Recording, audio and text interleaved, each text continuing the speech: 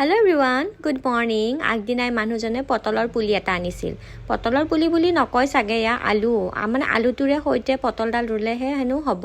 পিছে বান্দৰৰ যিহে উৎপাত কি বা হয় নাজানো, কিন্তু মানুহজনে ক'লে যে ঘৰত কিবা এটা বস্তু এনেকুৱাকৈ লাগি থাকিলে ভাল লাগে। সেয়াই আৰু ৰাতিপুৱাই ৰুই থ'লে।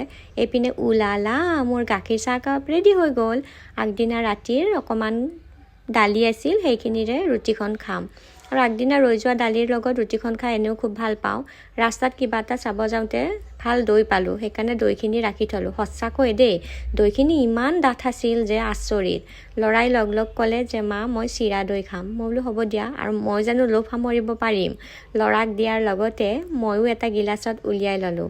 মানে মই চিৰা খোৱা নাই, যিহেতুকে ৰাতিপুৱাই ৰুটি খাইছোঁ, সেইকাৰণে এয়া ল'ৰাক দিলোঁ চিৰাৰ লগত দৈ, আৰু ময়ো এটা গিলাচত উলিয়াই ল'লোঁ। অৱশ্যে মই এইখিনি চেনিৰ লগত খাইছোঁ দেই। গুড় খাওঁ বাৰু, কিন্তু গুড়খিনি কিছুমান বস্তু দি খালে সোৱাদটো কম যেন লাগে, সেইকাৰণে চেনি মিক্স কৰি দৈখিনি খালোঁ।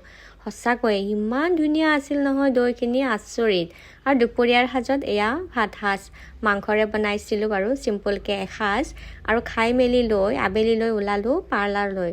মানে ভাবিলোঁ আজি নিজকে অকণমান সজাই পৰাই লওঁ, কিয়নো আমি যদি নিজক সময় দিব নোৱাৰোঁ কিহৰ ইমান কাম কৰোঁ।